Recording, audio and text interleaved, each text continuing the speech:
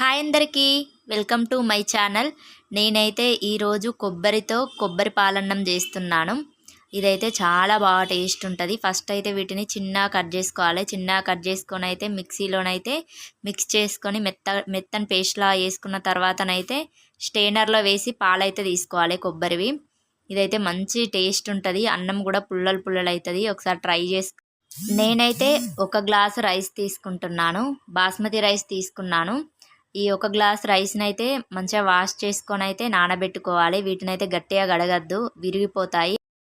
నేనైతే రైస్ కుక్కర్లో వండుతున్నాను. ఫస్ట్ అయితే ఒక పోపు గిన్నె తీసుకొని అందులోనైతే 1 స్పూను నెయ్యి వేసాను.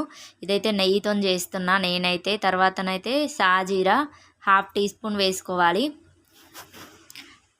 2 ఇలాచీలు, 3 లవంగాలు తీసుకున్నాను. ఇవైతే తోక మిరియాలు, ఇవి ఒక 3 వేసుకున్నాను. ఇంచు చెక్క వేసుకున్నాను. ఇదైతే బండ పువ్వు.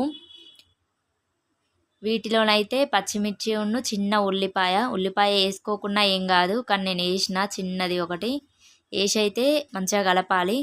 కలిపిన దీంట్లోనైతే 2 బిర్యానీ ఆకులు వేసుకున్నాను. ఈ మంచిగా ఫ్రై కానివ్వాలి.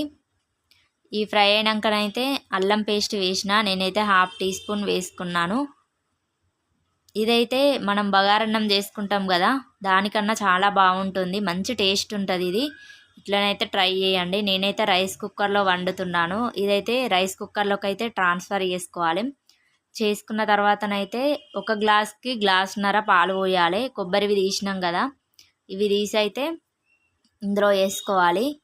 ఇందులోనే తగినంత సాల్ట్ వేసుకోవాలి. నేనైతే ఒక చిన్న స్పూన్తోనైతే ఒక స్పూన్ అయితే వేసుకున్నాను. తర్వాతనైతే ఇందులోనైతే కొంచెం ధనియాల పౌడర్ వేసుకోవాలి. వేసుకొని అయితే రైస్ కుక్కర్లో పెట్టుకోవడమే. ఇదైతే మనం ఇంట్లో కొబ్బరి వట్టిగా వేస్ట్ చేస్తాం కదా, ఒక్కొక్కసారి అయితే బూజు వట్టి పోతుంది. ఇట్లా వేసుకోండి, మంచి టేస్ట్ ఉంటుంది. తర్వాత అవి మసలేటప్పుడు అయితే అందులోనైతే బాస్మతి రైస్ వేసుకోవడమే.